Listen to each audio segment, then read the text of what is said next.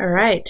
Kia ora. So, welcome to part 3 of our series on looking at anxiety and memories. So, the third kind of section of our webinar is looking at prioritizing. The reason why I want to look at prioritizing is because I know with a lot of us that have anxiety, we make to-do lists to help keep organized because we're very scared about forgetting something. One of the things that I actually had to learn with my own anxiety and that I learned through counseling was that we make these to-do lists and we often don't feel better about them in a sense that we make them way too long that they are not realistically possible to complete in a day. And so let's say you write 10 things on your to-do list, but you only complete 5. Well, you feel like you haven't completed everything that you want to do and that you've been unproductive, et cetera, when in reality, you've actually been really productive and you're being too hard on yourself and you've made basically an unrealistic checklist. So one of the things that I suggest people do when they have anxiety, especially when it comes to schoolwork, is that instead of making a to-do list, make an accomplishment list so you can actually see how much you're getting done. The other thing that I suggest that people do is this kind of format when it comes to organizing your thoughts and your agenda. This is not something that I've created. I picked this up from the internet and I can't remember who. This is a pretty famous kind of way to organize your to-do list. And that's by looking at the urgency of the task and how important the task is. So when you're thinking about everything you need to get done, you plop them into these different boxes. If you think this is important, and it needs to be done urgently, like right away, that's stuff that you need to be the person that's attending to, because maybe you're the only one that can actually do that sort of task. If it's important but not urgent, then what that tells you is you can do it yourself at a later time. If it's urgent, but it's not that important in the grand scheme of things, that suggests that you should delegate it to someone else to do. And then if it's not important and not an urgent, then you kind of put it on the back burner and get to it eventually. This is something that I've used a lot because I find it's really, really helpful. And it can also be helpful for students so that way they know how to prioritize their items on their to-do list so that way they feel less anxious. The other important thing when I look at the prioritizing is I wanted to show you guys my Google Sheet that I created to help students learn that skill set, because that organization skill set is not something that people pick up naturally. It's something that has to be taught. So let me just go under the Power Kia login, and I'm just going to go into the resources for you guys. I think I left my mouse downstairs. It's a little bit irritating, but that's okay. And what I have filed my resources under is under Life Skills for Students, and we are looking at how to study. So that was a common thing that students have asked me about when I was a dean at Edgewater College and I made the mentor program. A lot of the students said, "Miss, can we have some lessons just to help understand how do we study for things?"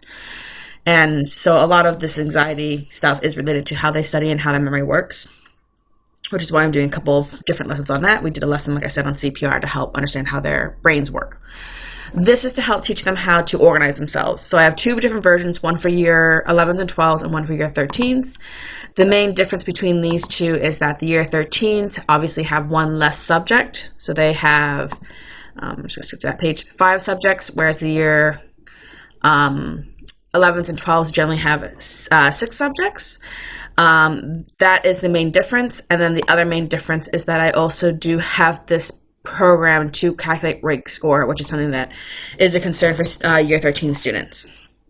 So looking at kind of this as a generic sense, I'll just look at the year 11s and 12s because they're mostly basically the same.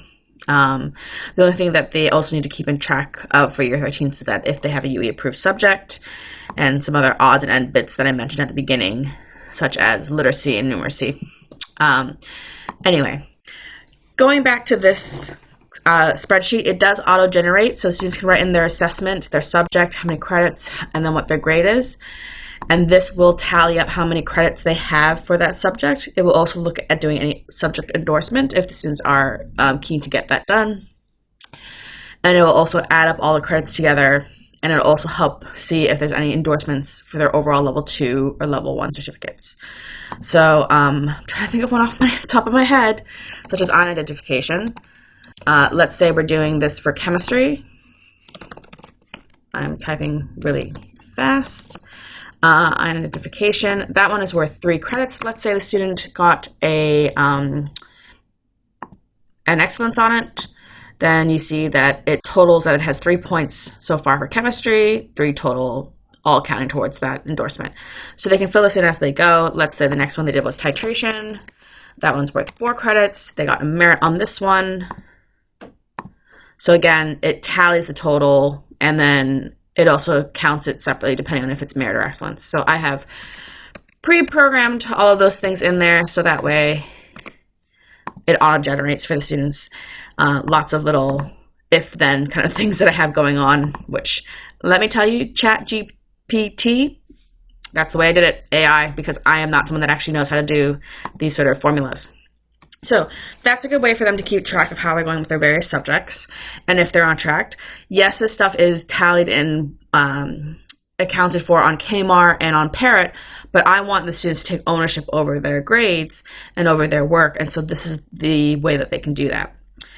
The other thing is I've included a priority list, so again, just helping them understand how to fit things into those little boxes that I showed previously with the urgent, not urgent, important, not important. So students can enter in their assessment and their subject.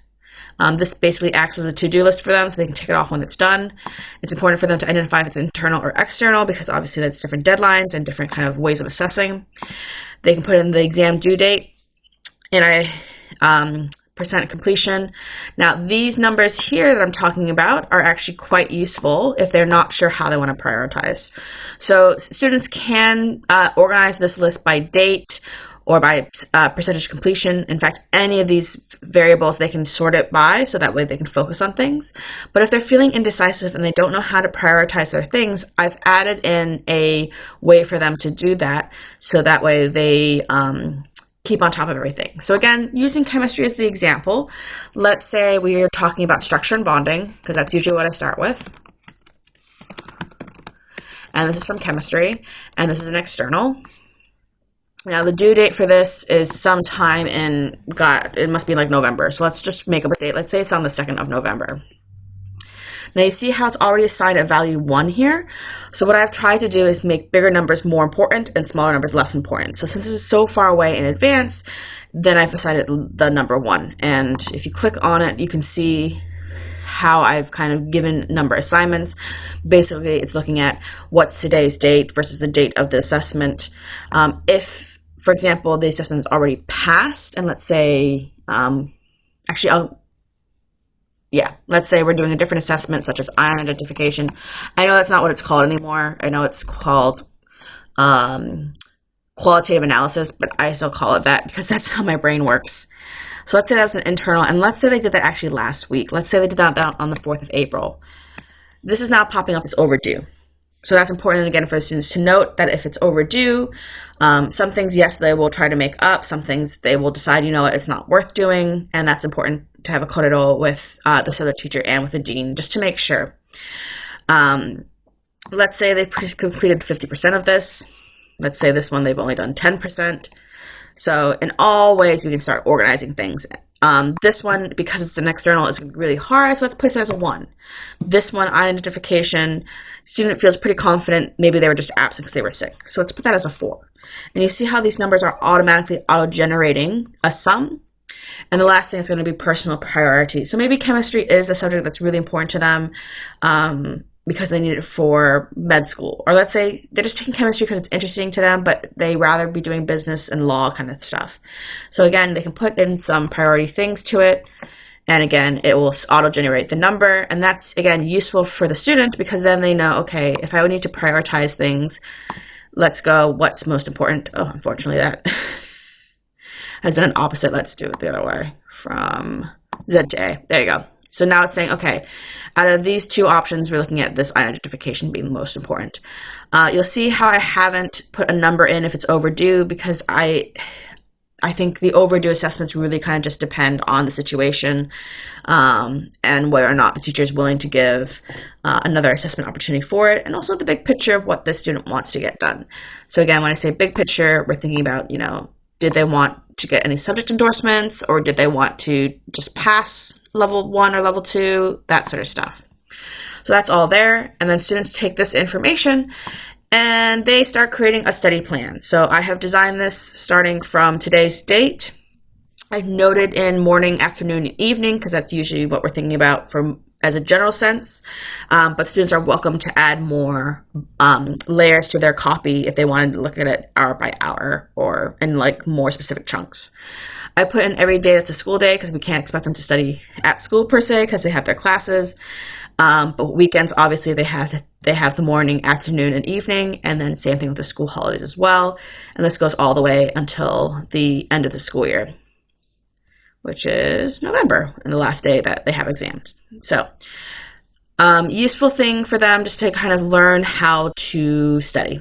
And I also reference to them little links and opportunities they can go to help them learn how to make a SMART goal and also how to create a study plan, et cetera, et cetera. So, really useful activity there just to kind of give that students that ownership. I'm just undoing all of that so it stays a blank sheet. I think that's all that I did with you guys in the recording. So yeah, that's what I mean when I talk about prioritization. It's a skill set that we do need to teach the students how to do because long term it will help them with their anxiety and just to realize that there's going to be a need for rest. I know I'm personally really bad at taking time out to rest. I'm very much an active relaxer. But I find that if I have a plan of what I'm going to do and when I'm going to do it, I feel a lot better because then I know how I'm tackling things. So that is part 3 of our anxiety and memory, or test anxiety and memory web series. So I hope that helps. And now I'll move on to some other tricks.